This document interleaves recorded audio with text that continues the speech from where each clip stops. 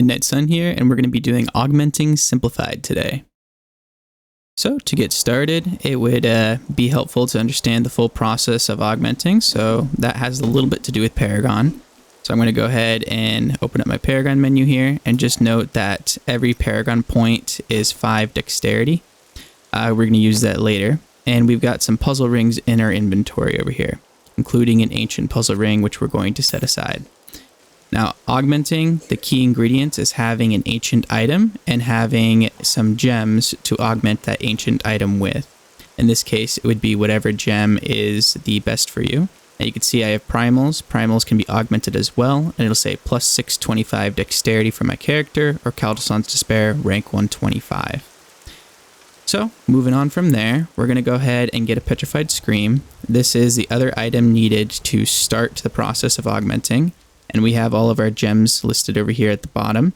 And I think it's a good idea to build up our gems first. So one key item to have on your follower is going to be a Broken Crown. This makes it so whenever a gem drops, a gem of the type socketed into your helmet also drops, and this emanates. So this depends on the item that you have in your socket. So right now you can see that I have a diamond in my socket. Now, diamond isn't something that I use for my augmenting, but we'll go over some of that later with a little bit of a tip and trick there. And then we're going to go over to our cube and put in our puzzle ring. So this is going to be the best way to get gems. Farming puzzle rings, you can find them in-game or just by upgrading rings with some spare resources. There's also a trick to get a Witch Doctor and get them to level 33, I believe, and then gamble rings. But most of you guys should be able to find a large amount of rings in the regular season. Over here we see we got a blue goblin that dropped, which is pretty lucky inside of the puzzle rings, and every single gem that you see there is going to be used in the augmenting process, believe it or not. And you should see a lot more diamonds than usual. So there we just got a large amount of diamonds. That was 14 Imperial diamonds dropping because of our Broken Crown and because of our follower having that equipped. So now the strategy through going through here is just getting to this end part right here. And if you want to, you can stop right there. If you continue going on to the boss fight, just that time to get there and then for the boss to get through, you can see that it's starting to add up just a little bit, which can be kind of annoying if you're trying to do a lot of puzzle rings all at once, or if you have a huge stack of them in your inventory. And then the reward for killing Greed over here, the boss, other than the first time, which gives you a Boon of the Hoarder, is not very useful. We get a couple crystals there, 2 legendary items, and about 100 million-ish, give or take gold. So it's not actually that useful. And then you have that thing that says Vault Closes. So to get rid of that, we're just going to leave the game, start the game again. And when we do that, that will get rid of the timer. You no longer have to wait 50 seconds for the vault to close before you can open up a new one. So that's going to be kind of a little bit of a time-saving trick there. Now we can go down to our inventory and equip another puzzle ring if we wanted to. Now to add on, I'm switching over to a Nephilim version of my set. This is because doing the puzzle rings, I don't need the highest level gear that I have to run it. And I'm also going to show you what an ancient puzzle ring looks like as well. So we're going to go ahead and open up the ancient vault and run through here. You can see that it's a darker area and there's far more goblins all over the place. And now I can hold down my skills and abilities with the Nephilim set and boost through here at even faster speeds. So this will just kind of show you the difference between running through the vaults, with your basic character equipped, and then running through it with something highly, specified for that area equipped.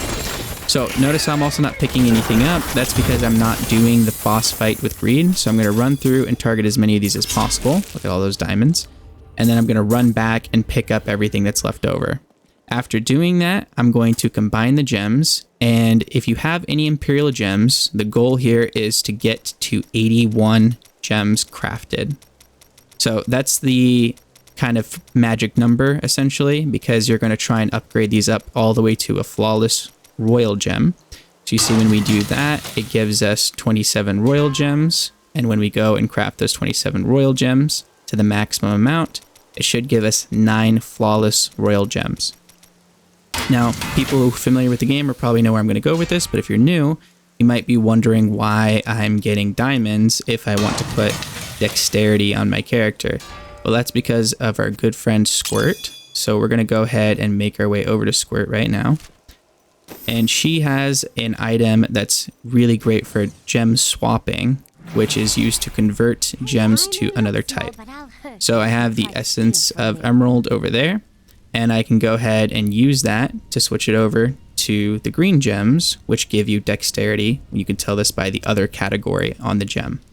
And I highly recommend doing this method if you're on console, because crafting gems takes so long on console. Just make sure you have enough of them to get at least 9, because this Essence of Emerald can only work with at least 9 of a gem. So we've done that. Now we have 12 Flawless Royal Emeralds, which is going to be the core of what we're using in our crafting process here for the augmented items. And then the next thing that we're going to need is a Petrified Scream. So you can put it in the cube there and head into an Echoing Nightmare. I currently have a Echoing Nightmare guide, which shows you kind of a bunch of tips and tricks for doing the Echoing Nightmare. And there was somebody who was kind enough to comment on there some additional input for actual max pushing in the comments. So if you see his comment on there, go ahead and drop him a like. You know, it's really appreciated when other people are sharing that around. But I'm just kind of showing you the basic start here. And I'm just going to run through here while I'm holding down my skills and abilities. Notice how I didn't switch from the Nephilim set to the push set. That's to show you that even without highly augmented gear, or even without, you know, having a high push build or a speed build, you should be able to get a high ranking gem in here.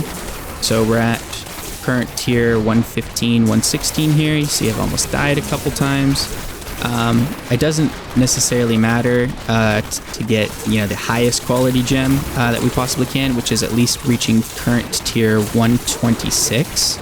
But you want to get as close as possible, because that will give you the most dexterity. So you see, we made a little bit of a mistake there, stuck too close to that Rift Guardian, and we ended a little early, and that gave us a rank 122 gem.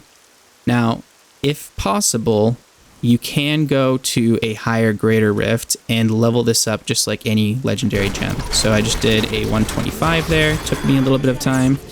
And then it's going to give you your usual rewards. And at the end of it, when you go and you talk to Urishi, she will give you an option to upgrade the gem that is the exact same as the chances of upgrading any normal gem. So I did a 125 and I have a rank 122. That means our chances are going to be fairly low. We have a 60% chance. So if I hit upgrade over there, we see that we succeeded. Let's keep going. We failed and we've succeeded. So now it's a 124. So ideally, we would have liked to have gotten that to 125, but, you know, that's pretty good for what we've got there. So also, do not scrap that on accident, because you can scrap those gems when mass salvaging things, and I've done that way too many times on console in particular, so keep an eye out. Now, we have the rest of our gear here. We see that we have a couple items that are ready to be augmented. I recommend that you go through and do your best items first, because if you find an ancient item that's better than something else that you have, you're going to want to swap it. So all you need to do is put your item in there, your gems in there, and then your rank 124, 125 Whisper of Atonement. Now, if you're on console, this will be by navigating over to recipe 10 and clicking fill, and it should autofill everything that you need in there. So let's go ahead and put these guys in here and hit the transmute button. There we go. That has now officially augmented our gear, and you can see it says Caldesann's Despair, rank 124, 620 dexterity instead of 625. Now, I ran through and did another Echoing Nightmare, this time on tier 144 after switching to my good gear. And we still see that I have a 125 Whisper of Atonement, so sadly it does not go up to a higher level. Now, you can do that by going to your greater rifts and upgrading it normally. You can get it all the way up to 150. So that is possible to do, but most people tend to do that after already augmenting their items, because you can re-augment the items as well. So if I had a low Whisper of Atonement on here, I might put it on there. In this case, 124 is fine. I'm going to go ahead and put in my other items. And notice how my damage went up. Okay, I went from 3,800,000 and something damage to 3.9 million damage. So this is going to be a significant impact to our character. We can see that dexterity increases all of our attacks and our armor as well, I believe. And now if I go into our calculator here, we have a total of 13 items that we can equip on our character. Let's say you have 13 ancient items on there, and you go to augment every single one of them. We're going to multiply that by 625 dexterity, and then this is going to give us how much dexterity we receive for augmenting every single one of our items, which is 8,125 dexterity. Now remember at the beginning of the video, I said to pay attention to the paragon. Every paragon point adds 5 dexterity, so if we divide this by 5, we can see exactly how much quote-unquote paragon that this is worth. And it's worth 1,625 paragon points. So if you have a character that has absolutely no augmentations on it versus a character that does, it's like being 1,625 paragon below them in terms of damage. So augmenting is a great way to boost your character. A lot of you guys probably already have some Petrified Screams that are just sitting there, and maybe you've got a lot of gems as well. As long as you can do a decent Petrified Scream run and get at least around 100 or so, you should start boosting your damage significantly, which will allow you to get further and further in the Echoing Screams. So thank you guys for listening to this video here. If I missed anything, comment it below. Have a good one. Bye.